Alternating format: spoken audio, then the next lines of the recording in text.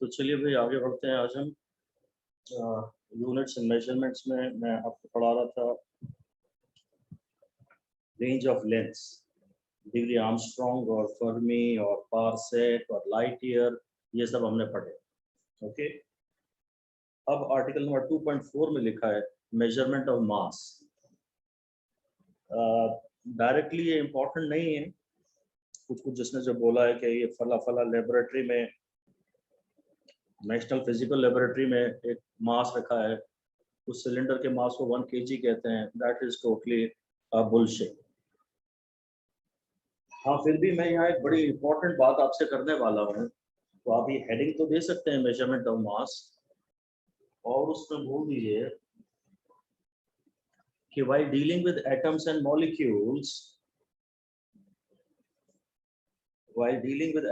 molecules, kilogram is an inconvenient unit.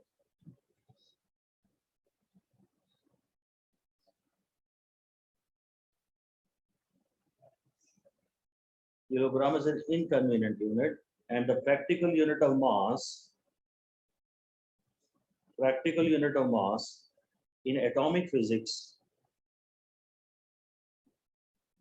is called unified atomic mass unit. Unified atomic mass unit को आप black caps में लिख दें या अलग पेन से लिख दें, it is called unified atomic mass unit. Sir, can you repeat? Bracket में इसको U लिखना है। Sir, last line, can you repeat? हाँ, Can you repeat the last line? मैंने कहा इसको बोलते हैं, इस यूनिट को बोलते हैं the practical unit of mass in atomic physics is called unified, UNIFIED, unified atomic mass unit. Unified atomic mass unit है, इसका सिंबल है U.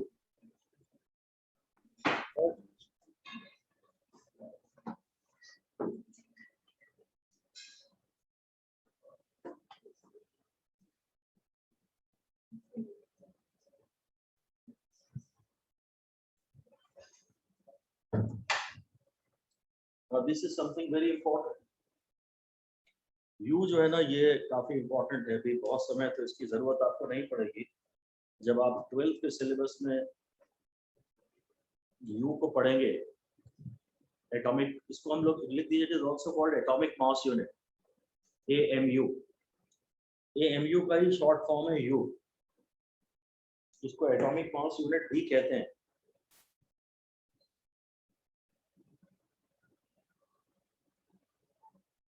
इसको हमने यूनिफाइड एटॉमिक मास यूनिट लिखा है ना, इसमें से यूनिफाइड हटा दिया तो बचा AMU, unified atomic mass unit.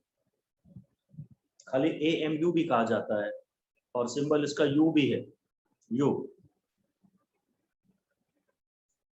इसको बड़ा समझदारी से इस तरह से डिफाइन किया गया है, लिख दीजिए U is defined such that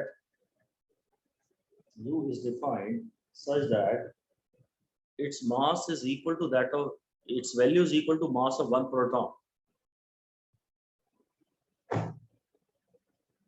इसका जो मास है, इसमें जो वैल्यू आ रही है 1U में, वो 1 प्रोटॉन के मास के बराबर हो. इस तरह से समझदारी से U को डिफाइन किया गया है. सर आप फिर से वो डेफिनेशन बोल सकते हैं जिसमें आने का U is defined such that. U को इस तरह से डिफाइन किया गया है कि its value is same as mass of a proton. U has been defined such that the value of U is same as that of a proton, is same as the mass of a proton. तो proton का मास तो आप में से किसी को याद नहीं होगा शायद. किसी को याद है क्या? Sir 1.007 AMU.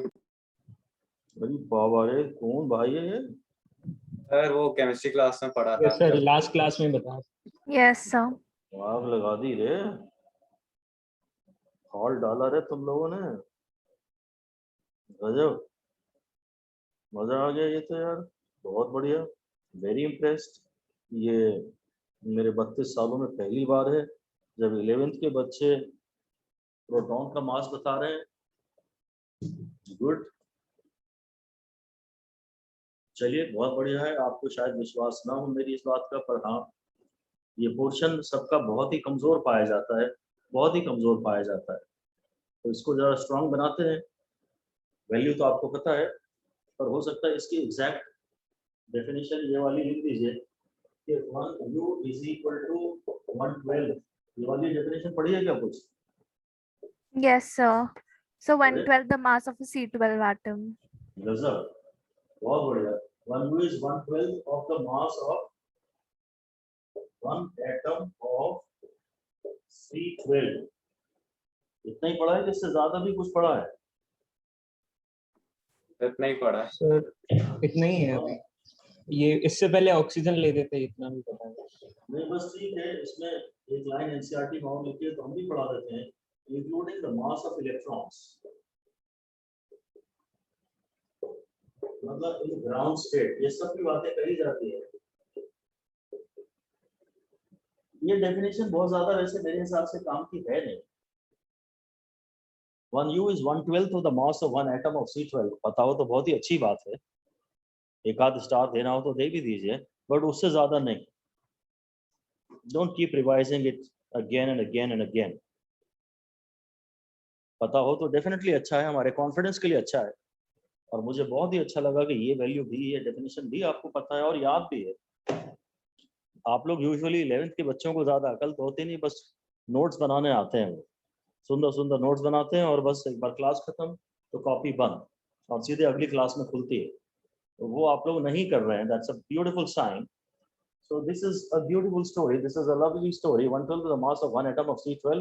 और पूरी सच्चाई में जाना हो, एग्जैक्ट डिटेल्स में जाना हो, जो कि कभी इंपॉर्टेंट नहीं होते हैं, तो हम बोलते हैं कि वो जो इलेक्ट्रॉन्स है ना, उनका भी मास ले लो। और शायद एटम का एक्साइटेड स्टेट वगैरह के बारे में आपको पता हो, तो एटम जब ग्राउंड स्टेट में है उस समय हम इसके C12 के एटम के मास की बात कर रहे हैं। एक एटम का जो मास होगा ना, उसका भी 1/12, एक एटम का जो मास होगा उसका भी 1/12।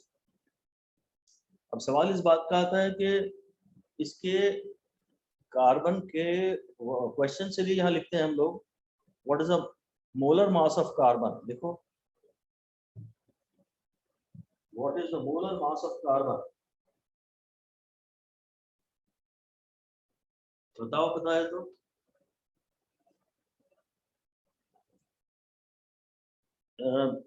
नहीं पता ना? No sir. अगर नहीं पता तो जल्दी से बोले नहीं पता, बस इतना ही करना है आपको, फटाफट हाँ या ना कुछ तो भी बोलते चलिए। नहीं सर, नहीं पता। नो सर, नो सर, नहीं नहीं पता। सर, नहीं पता। बस ठीक है, तो एक आध भी बोल दे चलेगा, बहुत बढ़िया। आपने को उसमें कोई लड़ाई तो है ही नहीं, या मेरी और आपकी, मैं एक्सपेक्टेड भी नहीं है आपसे बहुत ज्यादा पता होना, वो तो आपको इतना पता था इसलिए मैंने पूछ लिया। सो बी So फ्रैंक। 14 grams.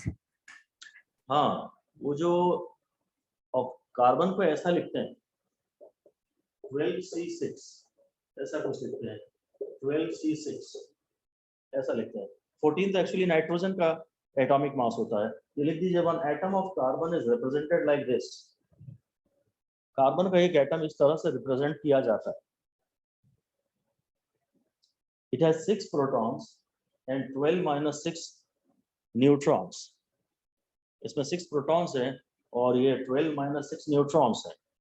ये एटॉमिक नंबर होता है, ये एटॉमिक मास होता है। और फिर it has 6 electrons.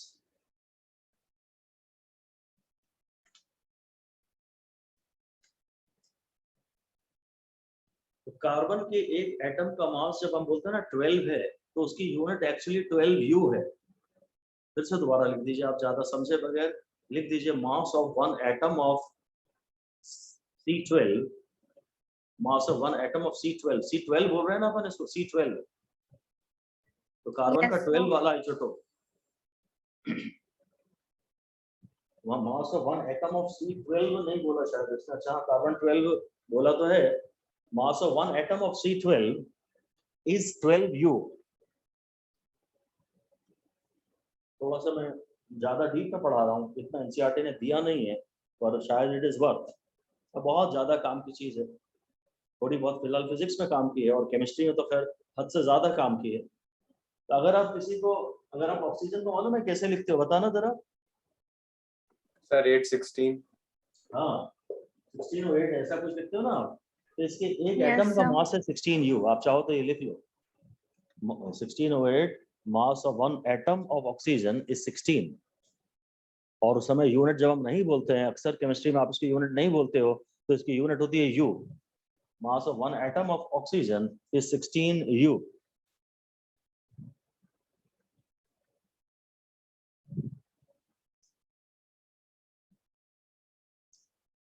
Okay, Avogadro's number पढ़ा है आपने? Yes, sir. इसकी वैल्यू होती है 6.022 into 10 to the power 23 particles. 23. और कट हो गया था। अब ऐसे ही लिखते हैं, अपन की हेडिंग थी, अपन ने क्वेश्चन पता नहीं क्या लिखा था, क्वेश्चन था what is the molar mass of, है ना, कार्बन। तो अब उसमें आप आगे लिख दीजिए molar mass means mass of one mole atoms,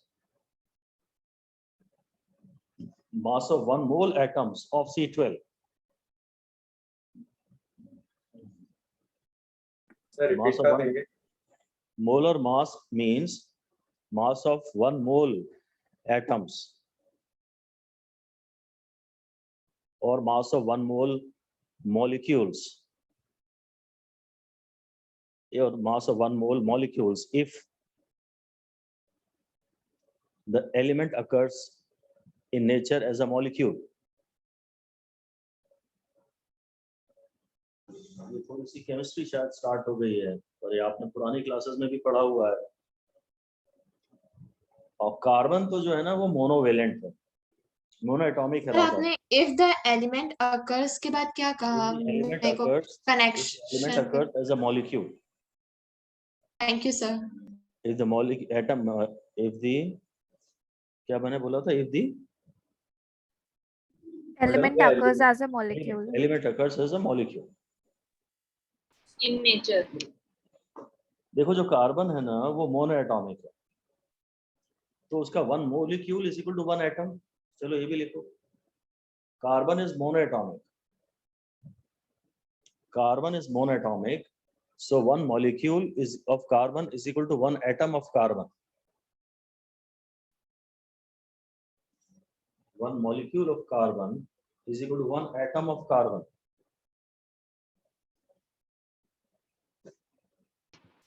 Sir, can you repeat? मैंने कहा carbon is monoatomic, so 1 atom of carbon is equal to 1 molecule of carbon।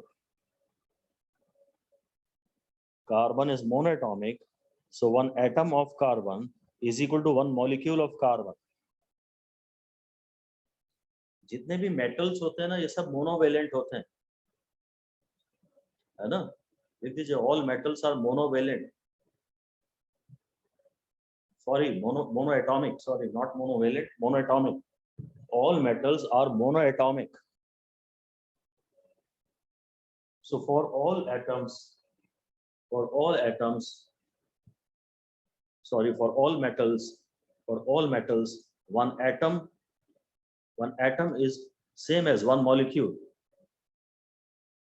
Carbon में वो जितने भी एलिमेंट्स हैं, सोडियम वोडियम की बात करें, पोटेशियम, सीजियम, फ्रांशियम, जैसे जो मेटल्स हैं ये सब एटॉमिक फॉर्म में एग्जिस्ट करते हैं, तो इनका एक मॉलिक्यूल या एक एटम बात एक ही। बट आगे लिख दीजिए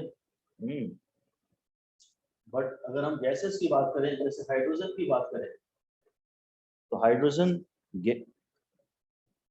gas, nascent hydrogen occurs in, या hydrogen molecule is diatomic. Hydrogen, oxygen, nitrogen molecules ये सब डायटोमिक होते हैं, डायटोमिक होते हैं। मैं शायद मूल कॉन्सेप्ट पढ़ाने में लग गया अब आपको, पर थोड़ा बहुत कर ही लेता हूँ, मुझे काफ़ी ज़्यादा ज़रूरत तो पड़ेगी ही इसकी। थोड़ा सा मैं आउट ऑफ फिजिक्स स्कोप जा रहा हूँ, पर चले जाता हूँ। ये फंडा क्लियर होना बहुत ज़्यादा ज़रूरी है। तो हाइड्रोजन में ये डायटोमिक गैस है, तो लिख दीजिए 2 atoms of hydrogen is equal to 1 molecule of oxygen. 2 atoms of hydrogen is equal to 1 molecule of oxygen या हाइड्रोजन, जो भी नंबर पहले लिखा आपने। जो डायटॉमिक है ना, उनके 2 एटम मिलके एक मॉलिक्यूल बनाते हैं।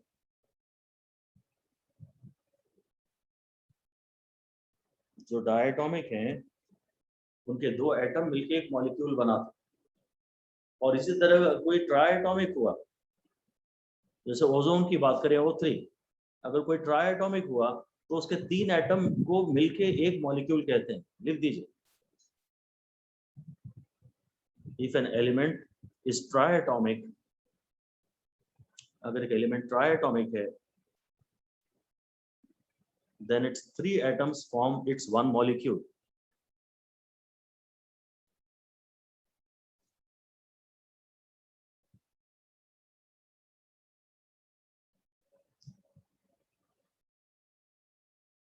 अब आगे असली बात ये आ रही है, लिख दीजिए अगले कैपिटल लेटर्स में लिख दीजिए, 4 स्टार दे दीजिए। आप जानते तो हैं कि मास of 1 molecule, mass of 1 complete molecule,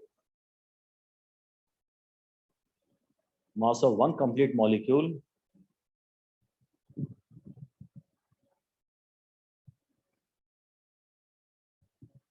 when expressed in grams, is called molar mass. एक कंप्लीट मॉलिक्यूल का जो मास होता है उसको मोलर मास कहते हैं।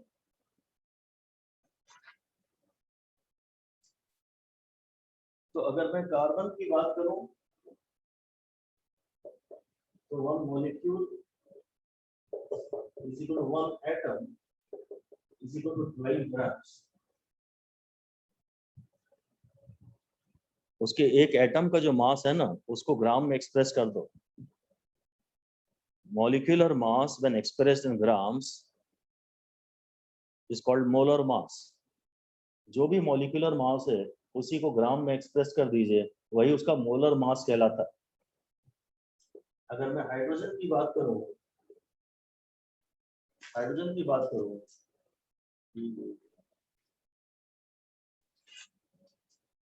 अगर मैं हाइड्रोजन की बात करूं तो वन एटम का मास है, mass of 1 atom is equal to 1 gram. और मास ऑफ अ मॉलिक्यूल,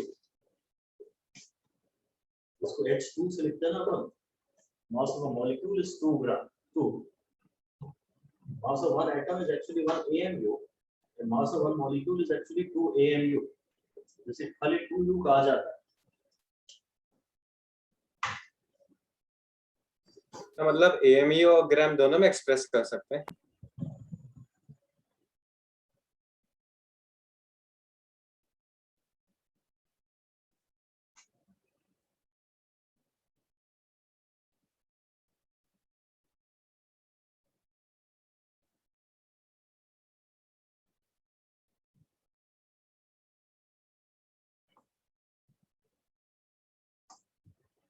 हाइड्रोजन की बात करें तो हाइड्रोजन के एक एटम को ऐसे लिखा जाता है 1H1, तो ये इसके एक एटम का मास है। और हाइड्रोजन का मॉलिक्यूल ऐसे अकर होता है नेचर में, H2, तो मास of 1 molecule of hydrogen is 2 AMU यानी 2U। और इसके लिख दीजिए molar mass of hydrogen molecule is, molar mass of hydrogen molecule is 2 gram. Molar mass of hydrogen molecule is 2 gram. तो मोलर मास को AMU में भी एक्सप्रेस करते हैं? नहीं, मॉलिक्यूल के मास को, जो मॉलिक्यूल का मास AMU में आता है ना, उतनी ही वैल्यू मोलर मास होती है ग्राम्स में। Okay sir. फिर ये इसमें और क्लियर हो जाएगा। जैसे चलो अपन फिर से ऑक्सीजन लिख लेते हैं, ऑक्सीजन को बात करते हैं। तो ऑक्सीजन एटम ये है, और लिख दीजिए mass of 1 atom of oxygen is 16U। Mass of 1 atom of oxygen is 16U,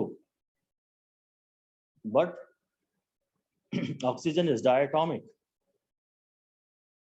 but oxygen is diatomic. Therefore, mass of one molecule of oxygen is 32 U. Mass of one molecule of oxygen is 32 U. और आगे लिख दीजिए कि molecular mass when expressed in grams is equal to molar mass. Molecular mass when expressed in grams is equal to molar mass. इसको फिर से underline कर दीजिए, हाईलाइट कर दीजिए. मॉलिक्यूलर मास जो भी आता था ना, उसी को जब ग्राम में एक्सप्रेस करते हैं तो वो मोलर मास हो जाता है.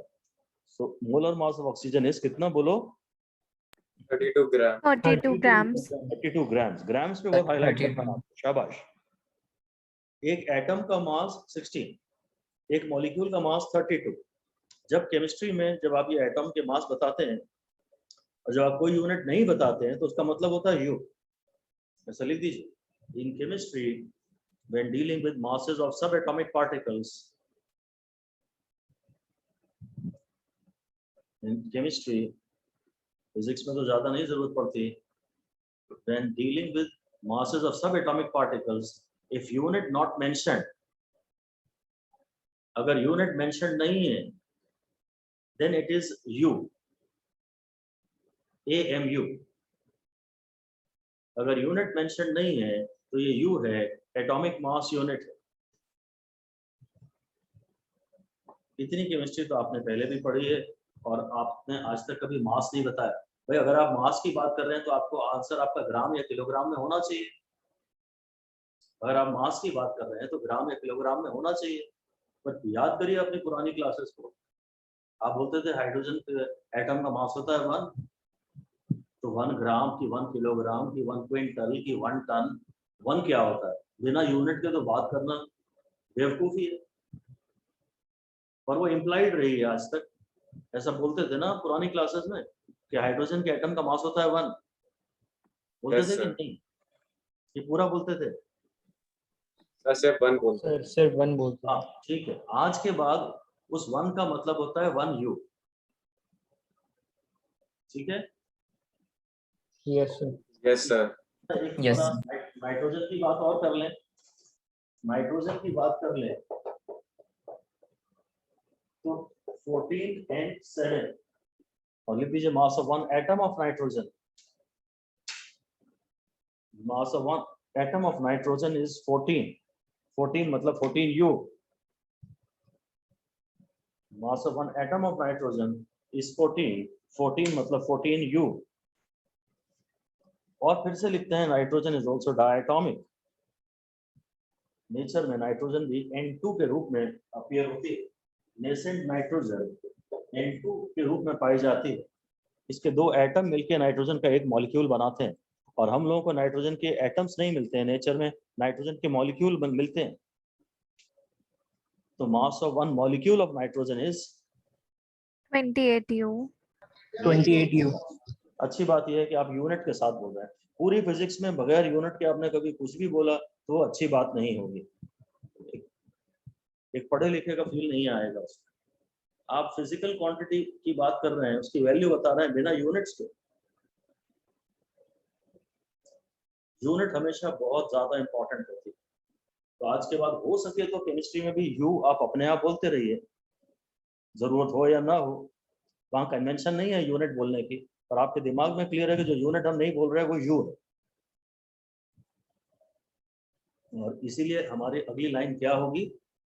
Mass of 1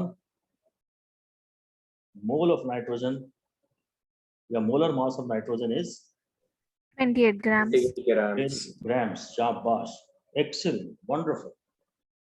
Mass of nitrogen molecule is, sorry, molar mass of nitrogen is 28 grams. बहुत बढ़िया. आपने एटॉमिक मास देखा 14 U, आपने एटॉमिक मास मॉलिक्यूलर मास देखा 28 U, फिर आपने मॉलिक्यूल का मास मोलर मास देखा 28 ग्राम्स. बस यही. फिर एवोगैड्रोस नंबर जरा 1 मिनट हेडिंग दे दो. एवोगैड्रोस नंबर को Na से लिखते हैं और इसकी वैल्यू आप 6.0 into 10⁻23 कहते हैं। मैं तो कहता हूँ कि अगर वैसे तो सब आपको याद ही रहता है, इसको ऐसे लिख लिया करो 6.023। मुझे पता नहीं कि मैंने सही एक्चुअली होता है कि नहीं होता है, पर इससे मेरे को ये पावर याद रखने में मदद मिलेगी। मैंने थोड़ी गलती कर दी, शायद ये 10⁻23 होता है, पता नहीं माइनस होता है कि प्लस होता है। माइनस होता है शायद, अगर किसी को लग रहा है माइनस तो मुझे बताइए कि हाँ सर माइनस होता है, या अगर कंफ्यूजन आ गया आपको माइनस प्लस में। अभी तक तो आपका सब अच्छा खासा क्लियर था, पर मैंने कंफ्यूजन खड़ा कर दिया और आपको थोड़ा कंफ्यूजन आ भी गया। प्लस रहता है, तो प्लस ही रहता है। पॉजिटिव ही। मेरे को समझ नहीं आ रहा, मैं थोड़ा रट के आया था मैं और अब भूल गया, तो मेरी मदद कीजिए इसमें आप। हाँ सर पॉजिटिव है सर पॉजिटिव। सर तो तुम्हारा पॉजिटिव है ही, तो भूल गया तो मेरे को कोई मदद करो, समझाओ कि कैसे पॉजिटिव आएगा। सर वो याद किया था तब बार बार बोलने में ये पॉजिटिव ही आ रहा है। सर क्योंकि ये वैल्यू बहुत बड़ी है, इसमें बहुत सारे पार्टिकल्स रहते हैं, तो इसलिए उस पे पावर भी ज्यादा है पॉजिटिव होगी। So beautiful. And who was this? This was sir Ashlesha. Ashlesha. Wow, wonderful, excellent. हाँ, हम एवोगैड्रोस नंबर की बात कर रहे हैं, and that indicates number of particles. Maybe 1 gram में, maybe 12 grams में, और number of particles तो छोटे-छोटे तो पार्टिकल है यार। ये इलेक्ट्रॉन, प्रोटॉन, न्यूट्रॉनों की बातें कर रहे हैं, इनके तो बहुत सारे पार्टिकल आपके कमरे में भरे पड़े हैं ना। लिख दीजिए, it represents number of particles. बस पूरा डिटेल में तो नहीं बता रहे। And the number will always be a huge figure. ये किसी भी चीज के नंबर की बात करें, किसी भी चीज के नंबर की बात करें, नेचर ने संख्या नंबर बहुत ज्यादा दी है। आपकी खोपड़ी में सिर के बाल, नंबर ऑफ इलेक्ट्रॉन्स पूछे पूरी फिजिक्स में, चाहे नंबर ऑफ फोटॉन्स पूछे, किसी भी चीज का नंबर पूछे, ये usually it's a big number, और 10 का पावर काफी हाई पॉजिटिव होता है। ये बात आप हमेशा के लिए ध्यान रख सकते हैं, शायद तो लिख भी सकते हैं कि number of electrons, number of protons, number of photons, all these are always huge numbers, big numbers, having a very high positive power of 10. Number किसी भी चीज का, या आपके मार्क्स नहीं है कि भैया 180 नंबर का टेस्ट हुआ था आपका या 720 का हुआ था, आपके नंबर बता दो। ये आपके मार्क्स जो हैं यूजुअली अभी जब शुरू में टेस्ट होंगे ना, तो आप देखिएगा 720 में से 400 के ऊपर निकलना मुश्किल होगा। तो आपके ही नंबर केवल एक ऐसे नंबर होते हैं जो थोड़े कम होते हैं। बाकी आप कोई भी नंबर मुझे बता दो सोच के, जो नंबर किसी चीज का नंबर हो और वो थोड़ा कम आता हो। इस दुनिया में लोगों के नंबर, तुम जिस कमरे में बैठे हो उस हवा में कोरोना वायरस का नंबर, कोई भी चीज बता दो तुम, जो एक छोटा फिगर बता दो जरा, मैं वेट कर रहा हूँ। नंबर होना चाहिए, नंबर ऑफ समथिंग।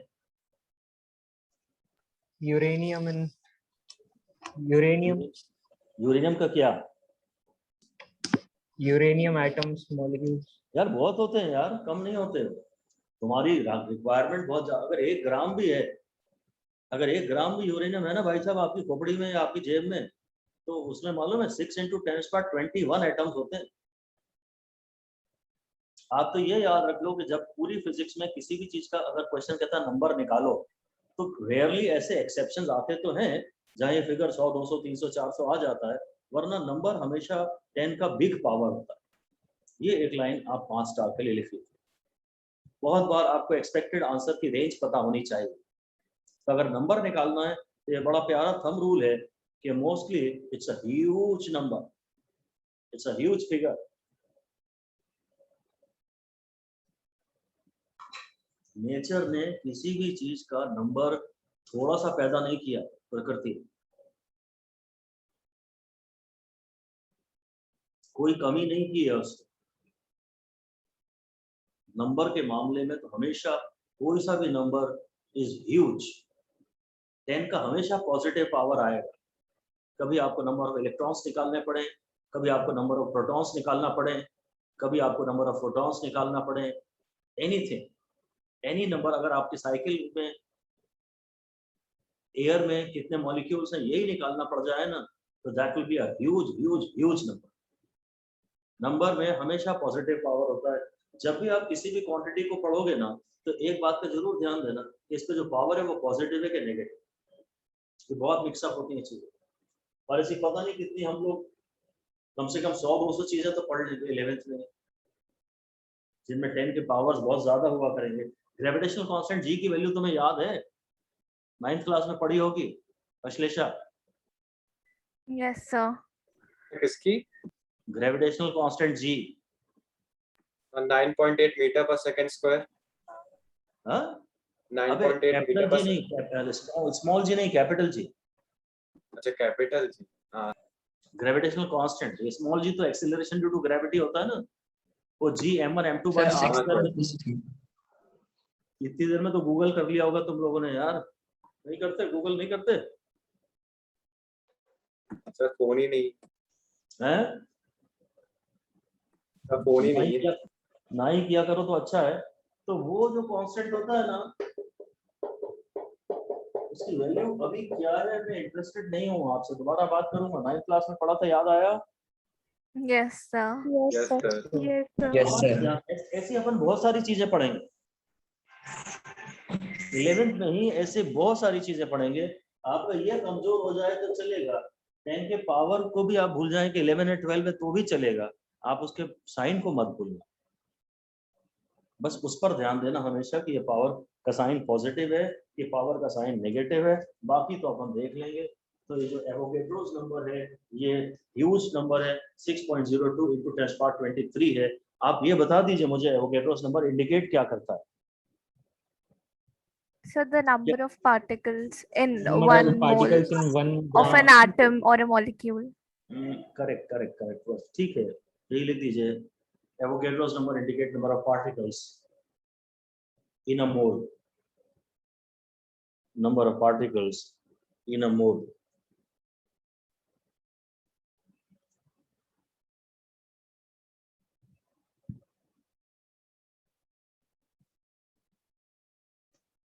अगर हम बोलते हैं कि इस यूनिवर्स में अर्थ पे 1 मोल, अर्थ की पॉपुलेशन 1 मोल है,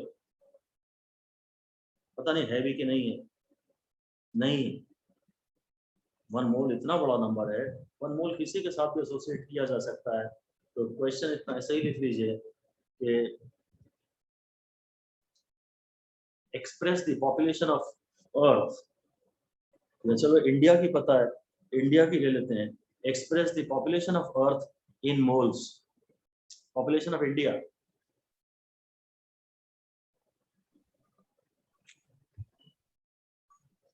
तो 130 करोड़ से, और 1 करोड़, 1 करोड़ यानी 100 lakhs, ये 1 लाख है, ये 100 lakhs है। 1 करोड़ यानी 100 lakhs, ये हमें जानना जरूरी नहीं था। अपॉन 6.023 इंटू 10⁻23, तो इंडिया की जो पॉपुलेशन है वो बहुत ही कम है। Given number upon Na, number of moles ऐसे ही निकालते हैं, इसको 1 मोल कहते हैं। तो इसको कितने मोल कहेंगे, ऐसा ही कुछ आप अभी मोल कॉन्सेप्ट में, फिजिक्स में, केमिस्ट्री में मोल कॉन्सेप्ट में सीखोगे। अगर ये आपको नहीं आता है तो मेरे ख्याल से तो ऑलरेडी समझ में आ रहा होगा। ये अगर नहीं आ रहा तो मैं इसे एक्सप्लेन करने में ज़्यादा इंटरेस्टेड नहीं हूँ, पर हाँ, 1 मोल मतलब इतने सारे पार्टिकल्स, इतनी सारी एंटाइटीज। फिर से लिख दीजिए, जहाँ पे पार्टिकल लिखा है उसके ब्रैकेट में एंटाइटीज लिख सकते हैं, और फिर अगली लाइन में लिख दीजिए, these entities may be atoms और मॉलिक्यूल्स और अ ग्रुप ऑफ मॉलिक्यूल्स। ये एंटाइटीज कुछ भी हो सकती हैं।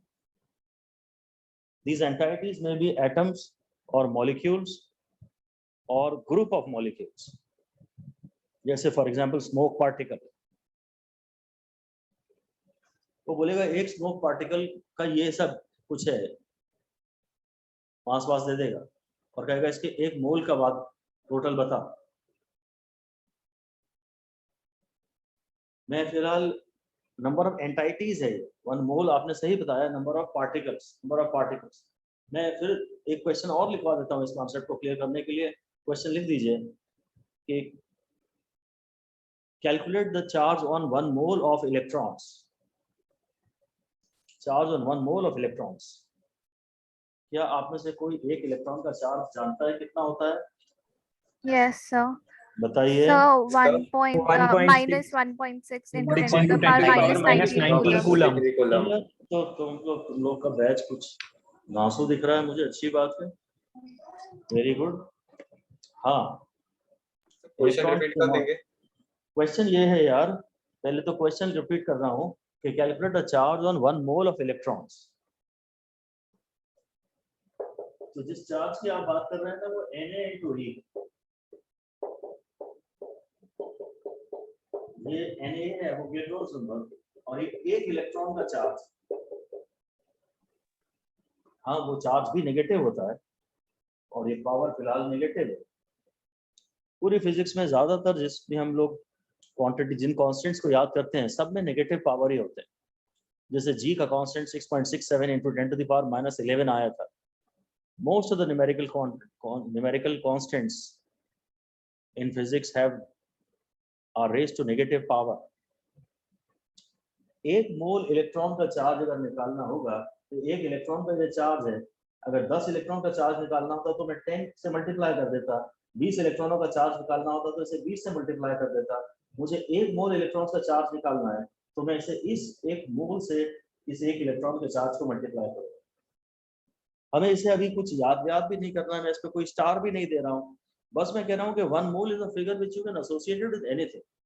You can associate with the number of hairs in your head. You can associate it with the number of people on Earth. You can associate it with the number of electrons.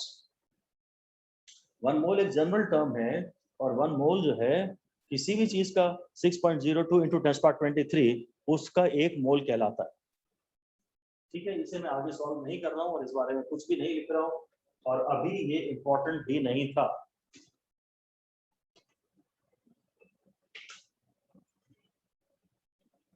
इसलिए अब हम अपनी बस final बातों पे आ रहे हैं। Question के रूप में लिख दीजिए, calculate the mass of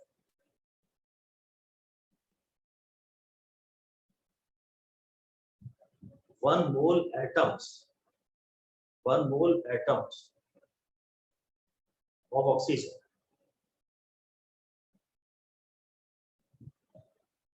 Mass of 1 mole atoms of oxygen. यही मोलर मास होता है। 6.0 मोलर मास होता है मास ऑफ 1 ग्राम मॉलिक्यूल्स। मैंने क्या बोला? मैंने क्या बोला? मास ऑफ 1 मोल एटम्स ना। हाँ सर। तो ये अलग चीज है।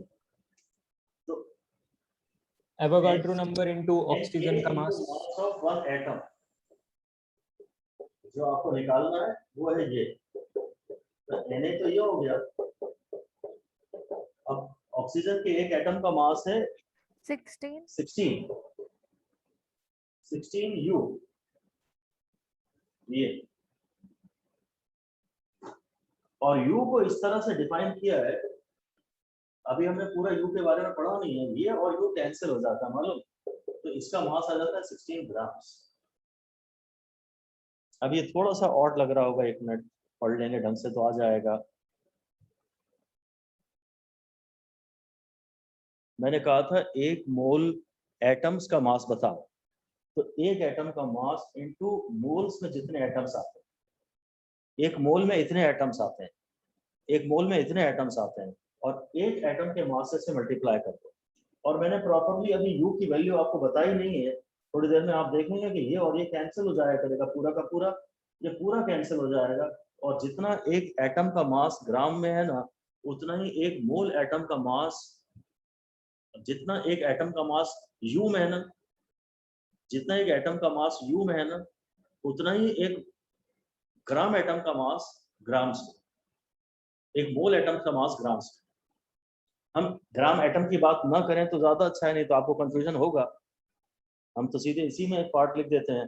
अगला क्वेश्चन लिख देते हैं, चलिए। कैलकुलेट द मास ऑफ उसमें क्लियर हो जाएगा। कोई डाउट होता आप उसके बाद पूछ लीजिएगा। एक क्वेश्चन लिख दीजिए, calculate the mass of 1 mole of molecules, 1 mole molecules of nitrogen,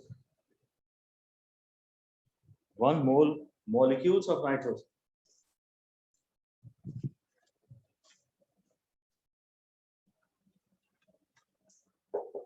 और इसी को मोलर मास कहते हैं। 28 हाँ, Na into mass of 28 Whether gram. can use number into mass, sir, 28 grams. molecular mass of nitrogen. Excellent.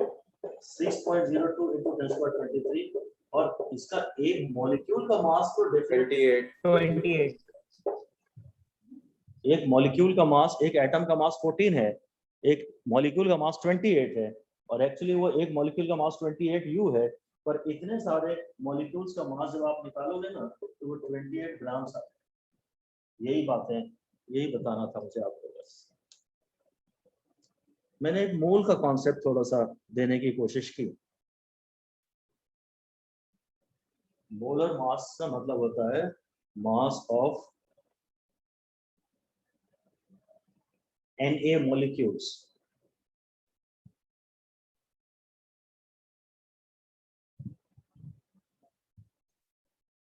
इससे लिख देते हैं molar mass means mass of Na molecules। Molecules को कैपिटल लेटर्स में लिख दीजिए। मोलर मास का ये मतलब होता है Na molecules where NO is Avogadro's number, Na mass of Na molecules। फिर आगे लिख दीजिए अगली लाइन में 5 स्टार देके कि मास of 1 molecule in U, value of mass of 1 molecule in U is same as the mass of 1 mole, is same as the mass of 1 mole in grams। ये बड़ी इंपॉर्टेंट बात हो गई।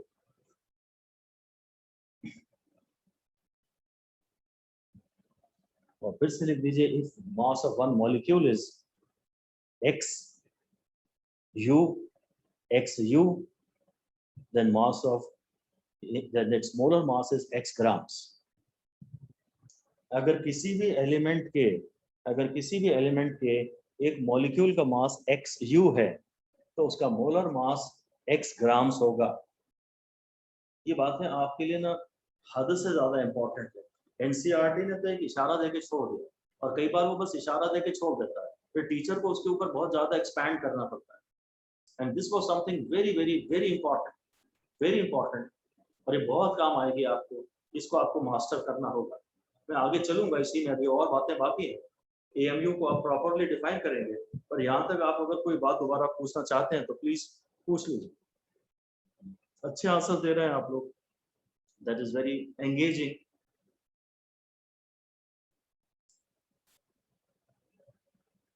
कोई डाउट है किसी को? No sir. Oh, No, sir. sir. क्या मेरा कंक्लूजन क्या है Ashlesha? So that the mass of 1 mole, that the molar mass is the mass of 1 mole of atoms. That is the mass of Na atoms. Correct. Na atoms की जगह Na molecules बोलेंगे। देखो अपन ना इसमें मुझे जो सुनना है ना आपसे, वो एक्चुअली मैथमेटिकल बात सुननी है। तो मुझे कोई मैथमेटिकल बात समझाए मोलर मास के संदर्भ में, in the context of molar mass. Speak mathematics, anybody, quick.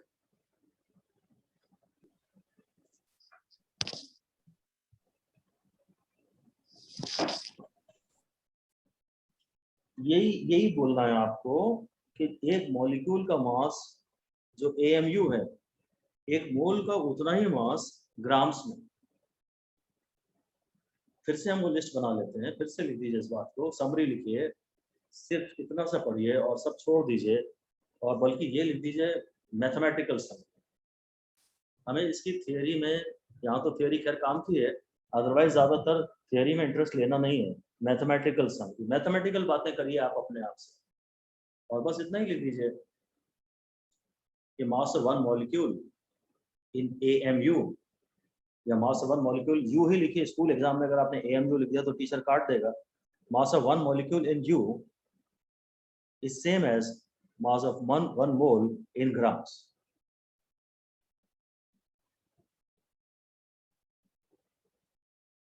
खैर ये पूरा आपको 5-10 बार पढ़ना चाहिए, पूरा एवरीथिंग जो भी हमने लिखा है पूरा पढ़ना चाहिए। इसीलिए तो आपको सीधे सीधे आपको जैसे हमको बोलना है, मैं आपको बोलता हूँ हाइड्रोजन के एक मॉलिक्यूल का मोलर मास बताइए, सॉरी हाइड्रोजन का, फिर से लिख देते हैं, डैश करके लिख दीजिए, molar mass of hydrogen is 2 grams. हाँ सही कह रहे हो, जो काम की बात है वो आप सही कह रहे हो, molar mass of hydrogen is 2 grams। फिर लिख दीजिए molar mass of nitrogen is So 28 28 grams. grams. 28 grams। फिर लिख दीजिए molar mass of oxygen is 32 grams. 32 grams. 32 grams. इन पर फिर से 5 स्टार दे दीजिए इन 3 बातों पे।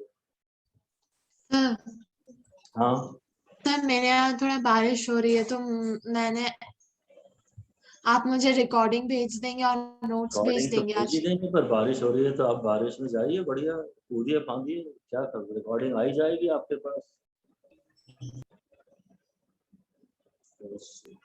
सर इंटरनेट प्रॉब्लम है इसीलिए। हाँ I understand, no issues at all, आप जितना अटेंड कर सकते हैं कर लीजिए, रिकॉर्डिंग तो मैं भेज ही दूंगा, उसमें तो कोई प्रॉब्लम ही नहीं है।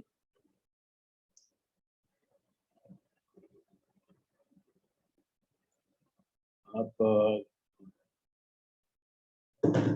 फिजिक्स की रिकॉर्डिंग तो आप, मैं हर बार क्लास रिकॉर्ड करता ही हूँ, पर फिर भी जितना हो सके आप क्लास सुनिए, हेल्प मिलेगी आपको। तो ये बहुत बढ़िया एक कंक्लूजन हमारा हो गया, ठीक है। अब हम वापस जाते हैं एएमयू की डेफिनेशन। एएमयू को बोला था mass of 1/12 the mass of one atom. अब कार्बन की बात कर रहे हैं अपन, तो फिर से हेडिंग दे देते हैं और फिर से दोबारा पूरा लिख लेते हैं, कोई दिक्कत नहीं है। फिर से हेडिंग दे दीजिए, definition of 1U, calculation of 1U,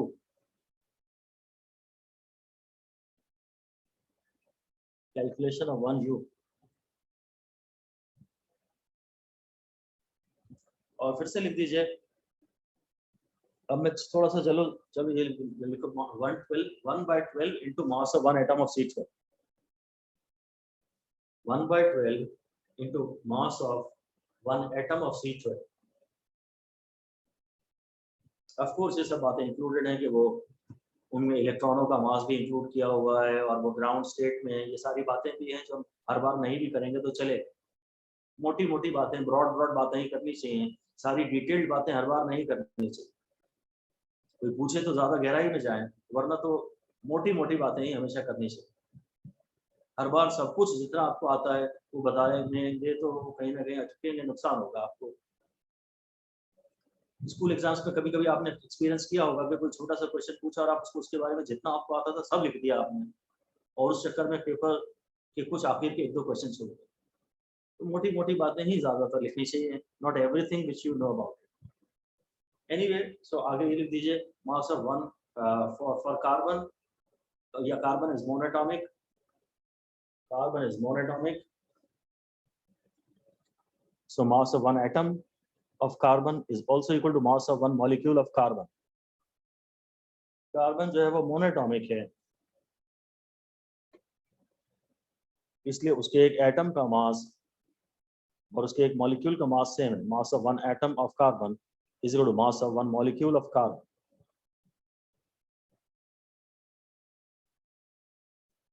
अब अगली लाइन में लिख दीजिए mass of Na molecules of carbon, mass of Na molecules of carbon is equal to 12 grams।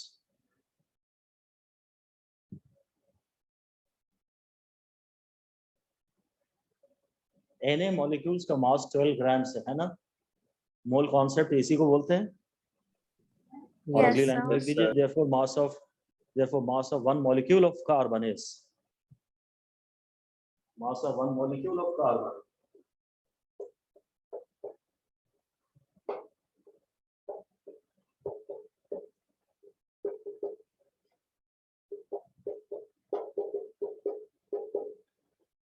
Na molecules का मास इतना है, Na मॉलिक्यूल्स का मास है 12 ग्राम्स। तो एक मॉलिक्यूल का मास 12 Na ग्राम है। और फिर तो हम ये भी मास of one atom of C12 is equal to 12 Na grams। Carbon monoatomic है, और यहाँ मॉलिक्यूल का नाम अगर स्कूल एग्जाम में आप लिख रहे हो तो मॉलिक्यूल कहीं भी मत लिखिएगा, हर जगह एटम लिखिएगा। Na वैसे तो मोल कॉन्सेप्ट ये कहता है कि Na मॉलिक्यूल्स का मास इसके 12 ग्राम के बराबर होगा, पर एक मॉलिक्यूल और एक एटम में यहाँ फर्क नहीं है, इसलिए मास of one atom of C12 is 12 Na grams। इतना बस मुझे यही समझाना था, इसके लिए मैंने इतना सारा टाइम लगाया, पूरा मूल कॉन्सेप्ट आपको पढ़ाया, पर वो हद से ज्यादा काम का है, हद से ज्यादा काम का है। आप जब भी केमिस्ट्री में ये चीजें पढ़ेंगे, आई एम वेरी श्योर कि आपको हेल्प मिलेगी। इसको आप जितनी बार पढ़ सकते हो, जितनी बार पढ़ सकते हो, पूरा डिस्कशन जहाँ हमने लिख दीजिए इसके ऊपर के एंटायर, जहाँ हेडिंग थी इस आज की, उसके ऊपर लिख दीजिए रीड एंटायर थिंग 5-10 टाइम्स। ये पूरा डिस्कशन 5-10 बार पढ़िए आप, अलग अलग मौकों पे, एक बार में तो 1 या 2 से ज्यादा बार नहीं, फिर 2-3 दिन के गैप के बाद, 2-3 दिन के गैप के बाद, जब आप इसको ऑलमोस्ट पूरी तरह इससे दूर जा चुके हो और इस बीच और बहुत सारा नया मैटर आप पढ़ चुके हो, उसके बाद इसे दिमाग में बैठा। एनीवे, सो फाइनल हम अब बात करीब करीब करने वाले हैं। जो 1U है वो 1/12 into mass of one atom of C12 है। So this is 1/12 into 12 by Na grams। So 1U is 1 by Na grams। The 1 gram is equal to Na U। ये चीजें बहुत इम्पोर्टेंट है, 5 स्टार वाली है। जो 1U है वो 1 by Na ग्राम्स है, और अगर 1 ग्राम निकालना हो तो वो एवोगैड्रोस नंबर इनटू U है। ये बातें बहुत ज़्यादा काम की हैं, फिजिक्स में कितनी काम की है मुझे पता नहीं, पर केमिस्ट्री में बहुत ज़्यादा काम की हैं, और मोस्टली इसमें कॉन्फिडेंस आते आते आपको 5-6 महीने लग जाते हैं। और शायद आप ये सब पहले से 9th में भी पढ़ा हुआ है आपने, मेरे ख्याल से ये सारी बातें आपने पहले पढ़ी हुई हैं शायद। लास्ट ईयर था लेकिन कट हो गया था Yes, sir. ICSE में। Yes sir. Last year cut हो गया था ना, तब तो और भी दिक्कत हो गई। ये बहुत ज्यादा काम का है, इसकी जितनी मास्टरी आप कर लेंगे उतना आपको लीड मिल जाएगी अभी के अभी आपके कॉम्पिटिटर्स से। ये खासतौर से ज्यादा काम का है। जो 1U है ना, इसको जरूर बस याद कर लीजिए, आप इसको रख लीजिए। अगर आपको शॉर्ट नोट्स तो बनाना ही है, आप शॉर्ट नोट्स में सिर्फ इतना सा भी लिखेंगे तो चलेगा, लॉजिक नहीं चाहिए होती शॉर्ट नोट्स में। शॉर्ट नोट्स में सिर्फ फाइनल मैथमेटिकल कंक्लूजन्स चाहिए होते हैं। अब इसकी वैल्यू अगर डाल दें तो 1/6.02 into 10⁻23 ग्राम्स, ये 10⁻20 ये ऊपर चला जाएगा, -23 अपॉन करीब 6, ये 10/6 into 10⁻24 हो जाएगा, ये करीब 1.6 into 10⁻24 ग्राम आ जाएगा। इसे केजी में लिखा है। 1U की ये सारी कैलकुलेशन जरा अच्छे से समझ लीजिए।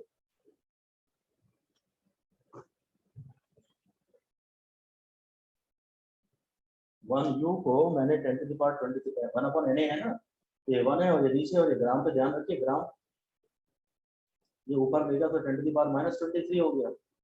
फिर इसको मैंने 10 into 10⁻24 लिख लिया, क्योंकि 10/6 को मैं 1.6 लिखना चाहता हूँ ना।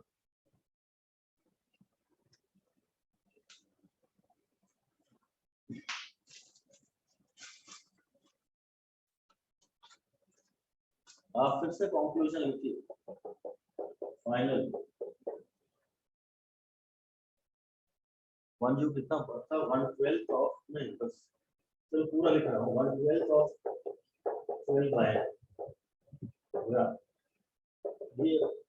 अब आप यही पढ़िएगा बस, और इसको डायरेक्टली याद रखने की कोशिश करिए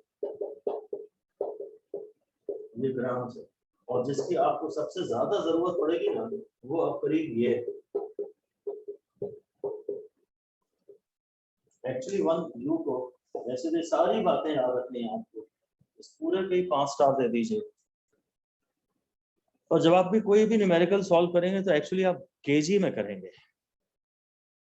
फिजिक्स में तो जहां जहां आप 1U की वैल्यू रखेंगे वो ये होगी। और प्रोटॉन का मास जो आपको ऑलरेडी U में आता है ना, प्रोटॉन का मास पहले तो इसमें आना चाहिए आपको केजी में। प्रोटॉन का मास आपको U में तो याद है, ये तो बड़ी अच्छी बात है। केजी में याद है? No, sir. That is more important in physics.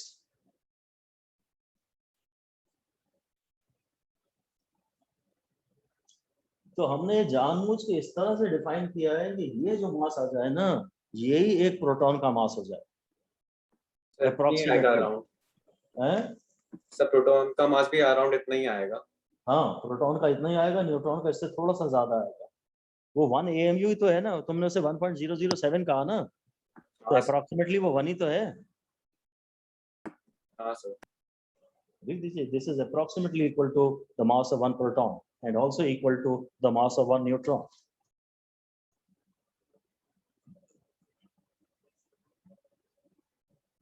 हमने इसको इस तरह से डिफाइन किया है कि हमारे डिस्कशन आसान हो जाए। अगर किसी के न्यूक्लियस में 6 प्रोटॉन और 6 न्यूट्रॉन हैं, तो हम बोले कि इसका टोटल मास है 12U, क्योंकि एक प्रोटॉन का मास भी करीब करीब 1U होता है। सही लिख दीजिए, approximately the mass of 1 proton and that of 1 neutron is 1U approximately. एक प्रोटॉन का मास और एक न्यूट्रॉन का मास दोनों ही करीब करीब 1U होता है। तो आप AXZ पढ़े हैं, आप AXZ से लिखते हैं किसी, ऐसा लिखा है आपने कभी? हाँ सर। हैं? हाँ सर। Yes sir. तो Z क्या होता है? Atomic number. Atomic number. हाँ, लिख दीजिए, Z is, ऐसा लिख दीजिए, in AXZ an element is represented as AXZ, element X is represented as AXZ, ये element X है, लिख दीजिए, Z is the atomic number, Z is the atomic number, and it represents the number of protons inside the nucleus. It represents the number of protons inside the nucleus or number of electrons in the orbits. Z atomic number, it is also called charge number. Z को मैं charge number कहूंगा, atomic number या atomic mass में मैं confuse हो सकता हूं। ये चार्ज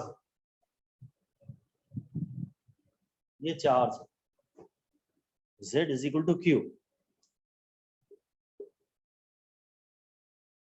क्या है चार्ज के बाद? क्या बोला आपने? नंबर। ठीक है, ये चार्ज नहीं है, साफ साफ लिख दीजिए, it is actually Z is not actually equal to charge, it is just charge number। फर्क है इन चीजों में, थोड़ा सा फर्क है। Z चार्ज नहीं है, चार्ज का नंबर। एटॉमिक नंबर जब तक आप बोल रहे हैं तब तक तो ठीक ही है, पर चार्ज की अगर आप बात करेंगे तो ये चार्ज नहीं है, ये चार्ज नंबर है। इसमें 6 इलेक्ट्रॉन है और 6 प्रोटॉन है, तो इसमें चार्ज है 6 प्रोटॉनों पे जितना चार्ज होता है उतना। एनीवे, असली बात है कि A क्या है, ये बताइए।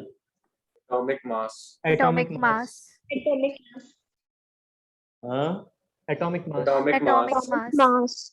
जब आप भी मास आप बताएंगे तो आप एक फिजिकल क्वांटिटी की बात कर रहे हैं, आप बिना यूनिट के कोई भी फिजिकल क्वांटिटी की बात ना किया करें। एटॉमिक मास यूनिट में लिखेंगे। हाँ चलिए ठीक है, आप लिख दीजिए, A is atomic mass, A is atomic mass, it should be better called as mass number, it should be better called as mass number। अगर मैं बोल रहा हूँ 12C6 में इसका मास 12 है, तो ये तो इनकम्प्लीट इंफॉर्मेशन हो गई ना। तो इसका Yes, sir. Atomic number 12, sorry atomic mass, इसका 12 मास ही नंबर होगा। 12 लिख दीजिए, हियर मास नंबर इज 12।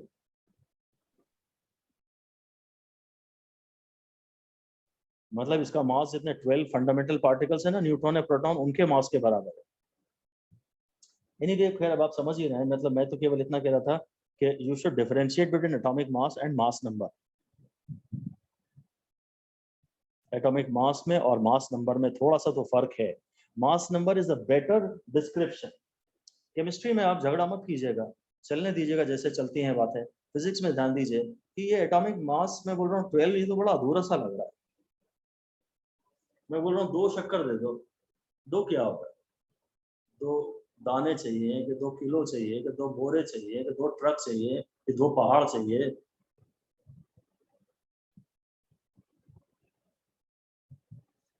तो हम बोलते हैं कार्बन का मास 12 है, भाई यूनिट होनी चाहिए ना, 12 ग्राम है कि 12 किलोग्राम है। हाँ, आज से हमें ये क्लियर तो है कि जब हम खाली 12 बोलते हैं तो उसका मतलब होता है 12 यू, पर ये चार्ज नंबर है और ये मास नंबर है, ऐसा बोलेंगे तो ज्यादा अच्छा रहेगा। तुमने इसको एटॉमिक मास कहा, ये तो फिर भी चल गया, तुमने इसे एटॉमिक वेट भी कहते हो तुम लोग, तो कभी कभी लूजली बोलते हो नहीं? No sir, No, sir. No sir. की बात है, हम तो जब पढ़ते थे तो हम तो इसे एटॉमिक वेट भी बोल लेते थे। अब जब फिजिक्स पढ़ाना सीखे हैं तब पता है कि यार एम में और एमजी में फर्क होता है। Weight in mg, Yes, sir. Yes, sir. तो बोल दीजिए it should not be termed as atomic weight, a should not be termed as atomic weight. ये वेट तो है ही नहीं, हम तो इसे वेट पढ़ते थे। हाँ, ये एटॉमिक मास है, और सही पूछो तो ये मास नंबर सिर्फ एक नंबर है। अब आप उसमें प्रॉपर यूनिट्स अटैच कीजिएगा तो आप उसका मास मिलेगा। ऐसा अलग से भी लिख दीजिए कि do not express a physical quantity like mass और चार्ज विदाउट एनी यूनिट। आप किसी भी फिजिकल क्वांटिटी की बात कर रहे हैं, मास की या चार्ज की या और भी कोई भी फिजिकल क्वांटिटी, तो यूनिट के बगैर बात मत कीजिएगा, सवाल खींच के लपाड़ा मार देगा, आप माइनस से चले जाओगे आप।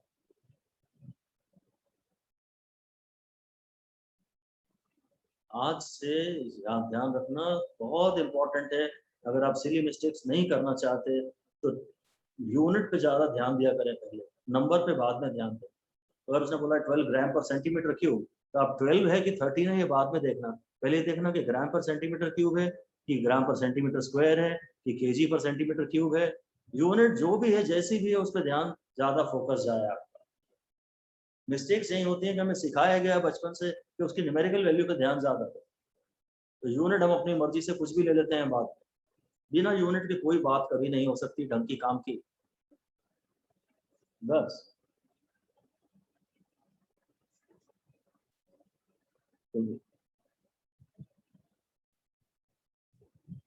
जब भी आज के बाद आप फिजिक्स में बोलेंगे कि इसका मास 12 है, तो वो एक्चुअली उसमें से 12 पार्टिकल्स हैं। प्रोटॉन और न्यूट्रॉन में हम डिफरेंशिएट नहीं करते क्योंकि दोनों का मास करीब करीब सेम ही है ना। केमिस्ट्री में तो करेंगे, फाइनल बारीकियों में जाएंगे तो करेंगे, मोटी मोटी बातें करेंगे तो क्या न्यूट्रॉन और क्या proton both have mass of 1 U. So if a nucleus has 12 particles in it, its mass is 12 U. और फिजिक्स में वो हमेशा केजी में रखा जाएगा, ये लिख दीजिए आप। In physics numericals the mass is always put in SI unit kg. मास की SI यूनिट kg है, तो मास आप kg में रखिएगा हमेशा।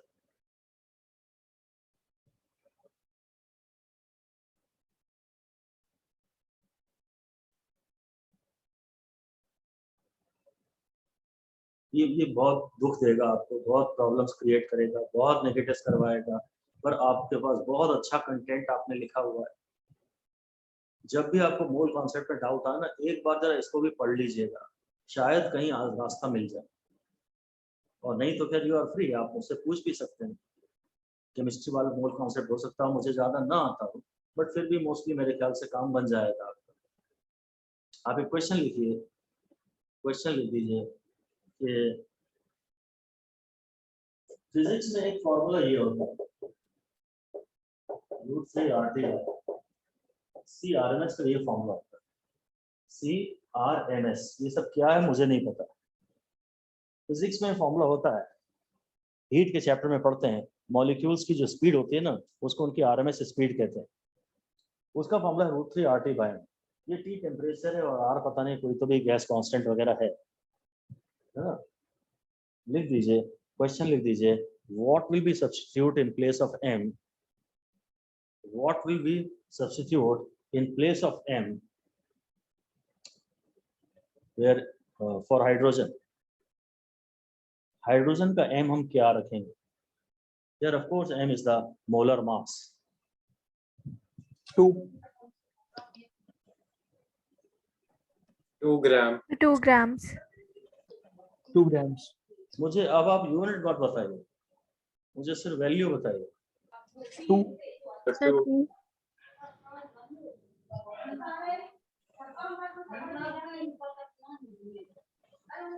2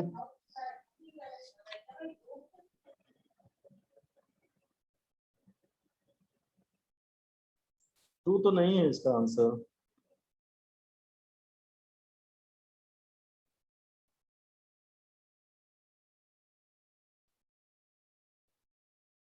Sir, 1.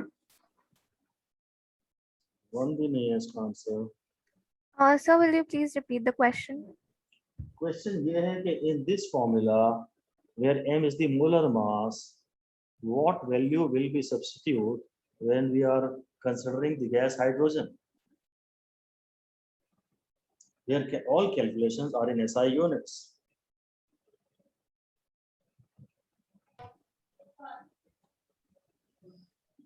to u So 2 into 10 to the power minus 3 kgs.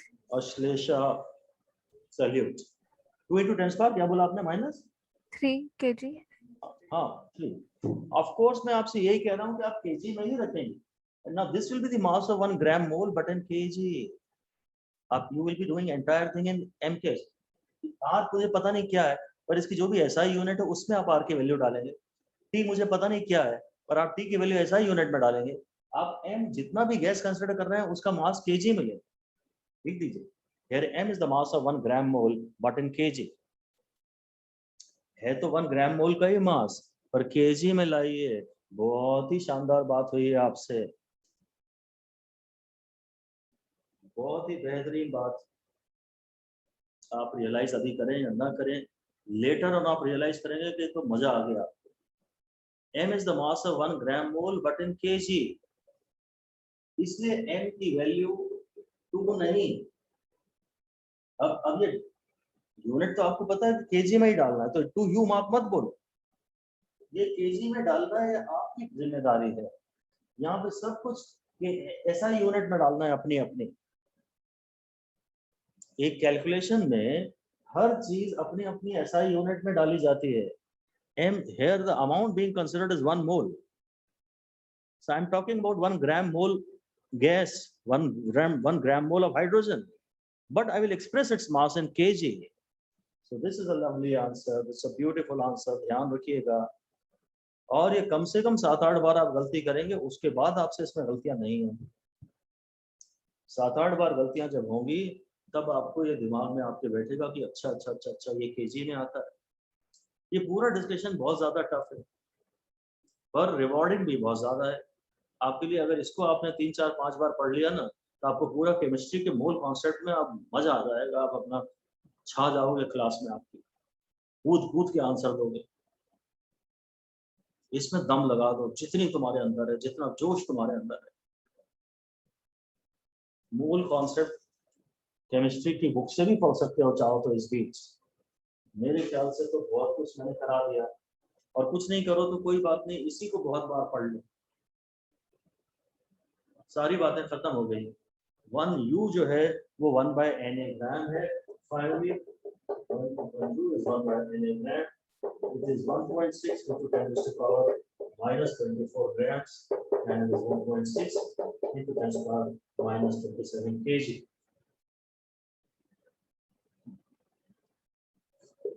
And is the mass 1 gram mole but in kg।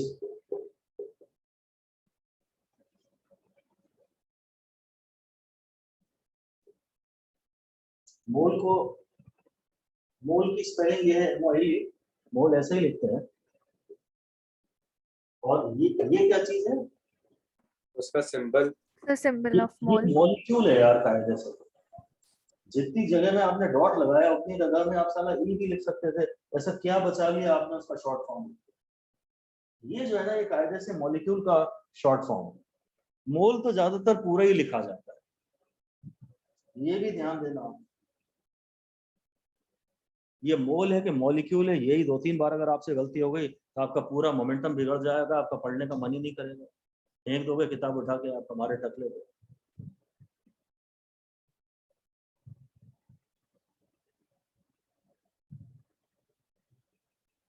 बहुत प्यारी बातें हुई हैं, बहुत ही शानदार बातें हुई हैं। आप रियलाइज करें अभी या ना करें, ये मोल और इसमें भी ध्यान देना, this is short form of a molecule.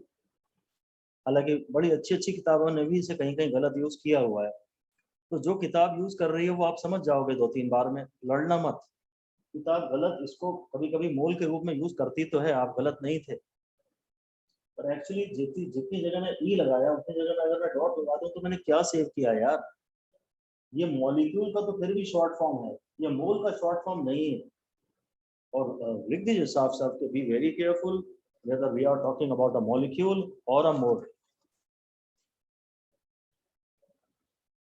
हम एक मॉलिक्यूल की बात कर रहे हैं या एक मोल की बात कर रहे हैं, ये आप ध्यान से देखिएगा। ये फिर आपको बहुत इरिटेट करने की ताकत है इसमें, पूरा मोमेंटम बिगड़ जाता है आपका। कहीं भी आप अटके तो आप व्हाट्सएप मुझे डाल सकते हैं इन बातों से रिलेटेड, भले ही आप केमिस्ट्री बुक कर रहे हैं और आप कहीं भी पढ़ रहे हैं, उससे भी मुझे कोई मतलब नहीं। अगर आप अटके तो शायद मैं बता पाऊँ, आता होगा तो बता दूंगा जरूर। चलिए अब मैं फाइनली आगे चल रहा हूँ 2.4.1 में, और ये है रेंज ऑफ मासेस। इन्होंने जो आर्टिकल 2.3 दिया है ये तो पूरा का पूरा बेकार है। टेबल 2.3 बिल्कुल भी नहीं पढ़ना है आपको, पूरा कट कर सकते हैं। टेबल 2.3 को क्रॉस लगा दीजिए उस पर, टेबल 2.3 में नहीं पढ़ना है, टेबल 2.4 भी नहीं पढ़ना है। पता नहीं दी क्यों है इसके लिए।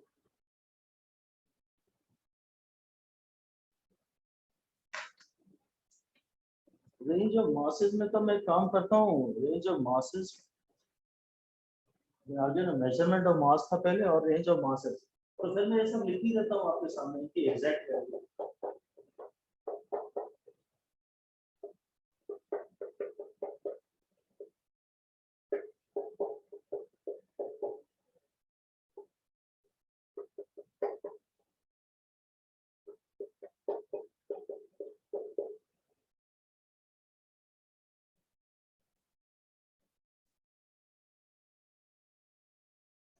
जब ये रेंज की बात कर रहे हैं सिर्फ 10 के पावर का ध्यान देता है साहब,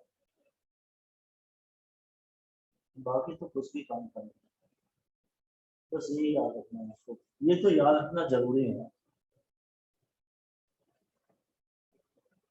इलेक्ट्रॉन का मास, प्रोटॉन का मास और न्यूट्रॉन का मास ये रख लीजिए, रखने पड़ेंगे, इन पे 5 स्टार दे दीजिए आप। तो मैं मास की जब बातें कर रहा हूँ, अच्छा रेंज की जब बात करता है ना तो वो सिर्फ 10 के पावर की बात करता है। लिख दीजिए range means usually we discuss only about the power of 10। इस टेबल से कुछ मत पढ़िएगा, सिर्फ ये वैल्यूज एग्जैक्ट चाहिए आपको। न्यूट्रॉन जो है प्रोटॉन से थोड़ा सा भारी होता है बस। पावर पे, सिर्फ पावर पे ध्यान दीजिए, पहले सिर्फ पावर पे ध्यान दीजिए। और ये बहुत हल्के हल्के पार्टिकल है, पावर सबके नेगेटिव है, और इलेक्ट्रॉन तो बहुत ही ज्यादा हल्का है। ये जो होता है ना, ये 1 AMU होता है, ये भी करीब करीब 1 U होता है, और ये 0.0005 AMU होता है। फिलहाल ये इंपॉर्टेंट नहीं है, पर ये एटॉमिक मास यूनिट में भी काफी हल्का है इलेक्ट्रॉन। ये याद रहे आपको, ये पूरा याद रहे। और ये मास एएमयू में कितना होता है, अगर केमिस्ट्री में पढ़ाया है तो कर लीजिए, नहीं तो जाने दीजिए। इलेक्ट्रॉन का मास एएमयू में पढ़ाया है क्या? Yes, हाँ sir. सर, लेकिन तो 8 अच्छी दिया है बात है, फिर Yes, फायदा sir. तो मिलेगा, अगर आप याद रख सकते हैं तो अच्छा है। सर, बट फायदा उसमें 0.0008 है। 8 है, No sir, 0005 ही है शायद। गलत है बेटा, 0005 ही है, 0.0005। Yes sir, 0005 ही है, 0054। हाँ 0.000548 नहीं है। ये अगर आप याद नहीं भी करेंगे तो चलेगा, और अगर टीचर ने हाँ पढ़ाया सर, है तो 5 फिर दिया है। हाँ टीचर ने पढ़ाया है तो फिर याद कर लें, फायदा तो मिलेगा। ये आप याद करें या ना करें, ये तो जरूर याद करें, क्योंकि हम लोग को तो भैया केजी में वैल्यू डालनी पड़ती है ना यार। केमिस्ट्री में क्या होता है, ज्यादातर आप रेशोज लेते हो, ऊपर भी मास होता है नीचे भी मास होता है, तो यूनिट कैंसिल हो जाती है। ऐसा लिख दीजिए एक बात कि when we are taking ratios, when we are taking ratios, then it is not necessary that everything should be expressed in SI units. ये जरूरी नहीं है कि सबको SI यूनिट में लाएं।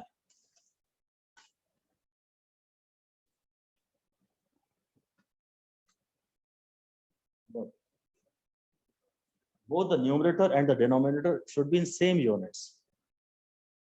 Both the numerator and the denominator should be in same units so that they cancel out. Both the numerator and the denominator should be in same units so that they cancel out. ये भी 5 star वाली बात है, ये जिंदगी भर काम आने वाली बात है। तो केमिस्ट्री में मेरे ख्याल से ज्यादातर ना आपको रेशो लेना होगा, शायद ऊपर भी मास होगा नीचे भी मास होगा, तो वहाँ यूनिट का ज्यादा फर्क नहीं पड़ता। ये फिजिक्स में भी जरूरत पड़ेगी वैसे तो, पर कहीं फॉर्मूले में एक ही जगह मास आ रहा है, जैसे अभी हमने लिखा था √3 RT/m, अब उसमें तो मास ऊपर भी मास और नीचे भी मास, ऐसा तो नहीं हो रहा। तो अगर आपको सिर्फ वैल्यू डालनी है तो फिर तो ऐसा यूनिट में आना जरूरी है, और अगर रेशो ले रहे हो तो दोनों ऊपर भी मास एटॉमिक मास यूनिट में हो सकता है और नीचे भी मास एटॉमिक मास यूनिट में हो सकता है। इन बातों को अच्छे से समझिएगा। अभी तो लिख लीजिए, और जब आपको लगे कि यार ये बात कुछ दम तो है पर मुझे समझ नहीं आ रही, तो आप मुझसे पूछ लीजिएगा, व्हाट्सएप कर लीजिए।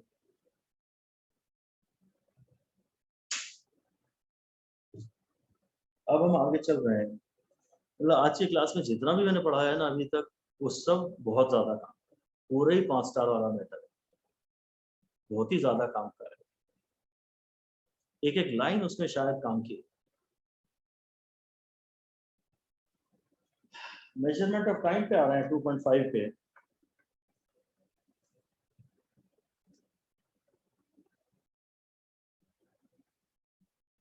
तो लिख दीजिए,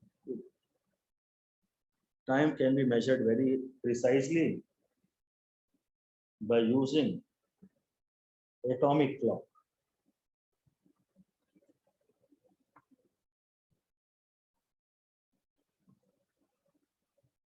और बस अगली लाइन में लिख दीजिए, cesium atomic clocks are very accurate.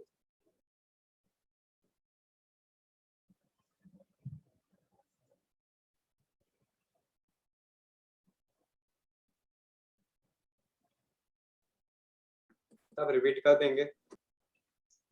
पूरे एक तो पहले क्रॉस कर दीजिए टू मेजरमेंट ऑफ टाइम पे, तो बिल्कुल ही यूजलेस बातें कर रहा हूँ मैं आपसे। मैंने लास्ट लाइन ये कही है, cesium atomic clocks are very accurate.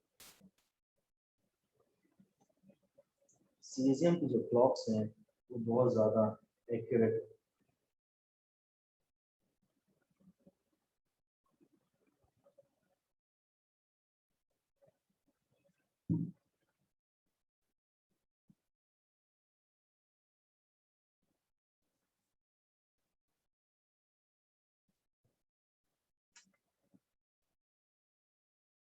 अब अगर वापस आप टेबल 2.1 पे आ जाएं,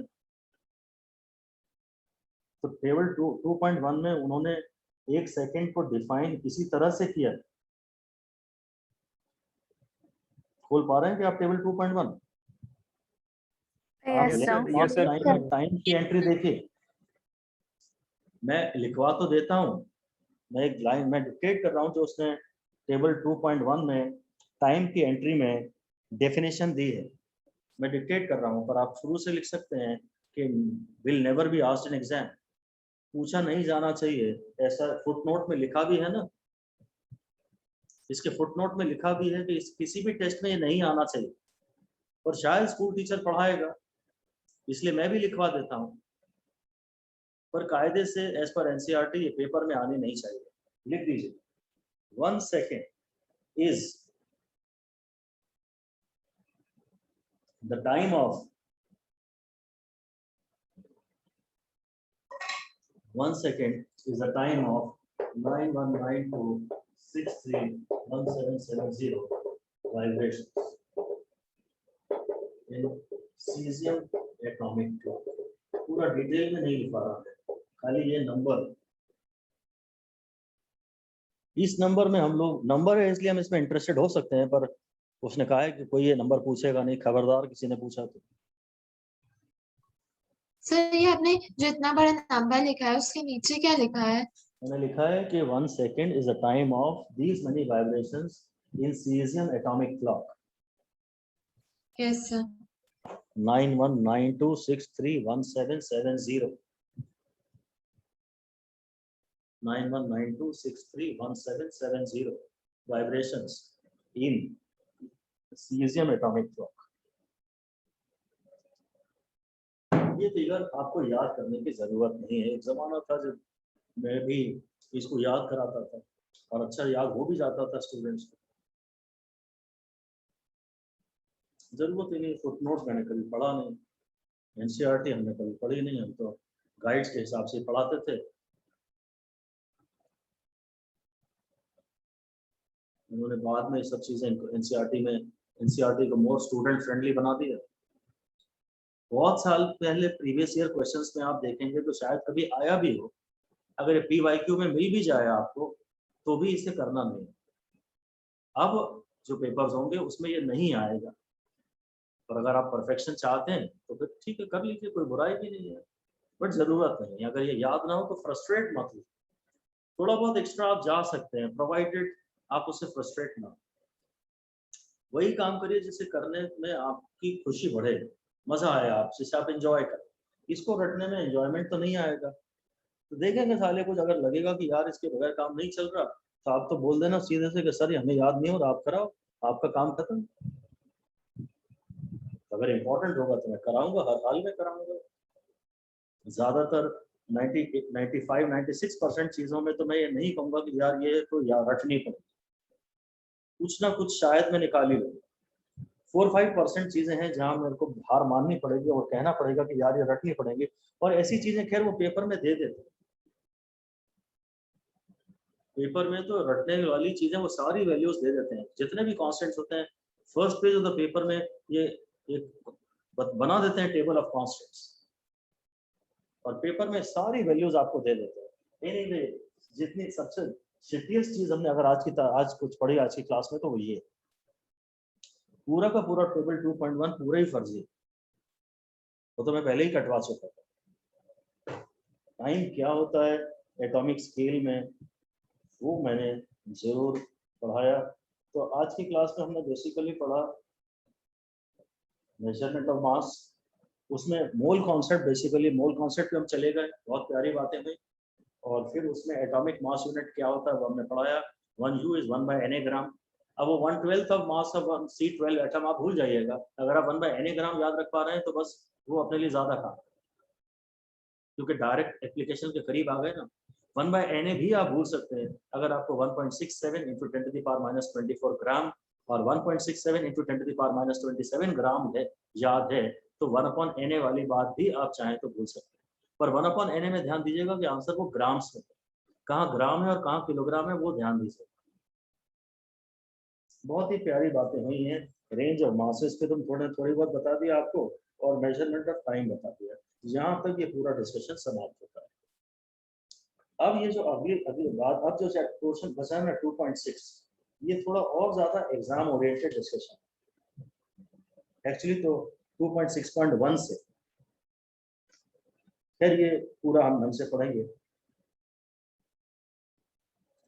ये इनके क्वेश्चन एग्जाम्स में आते हैं डायरेक्ट। तो I think that's all for today. आपको कुछ पूछना है तो पूछ लीजिए। सर आप मेरा वो रिकॉर्डिंग एंड नोट्स भेज दीजिएगा प्लीज, मुझे हाँ, कुछ जरूर भी भेजूंगा। अभी 1-2 ऐसे नहीं घंटे बाद समझ। भेजूंगा। मेरी 6:30 तक एक क्लास है, उसके बाद मैं नॉर्मली ये रिकॉर्डिंग्स भेजता हूँ। अगर आप जो जो मांगता है केवल उसी को भेजता हूँ, सबको नहीं भेजता हूँ। करीब 9 बजे के बाद।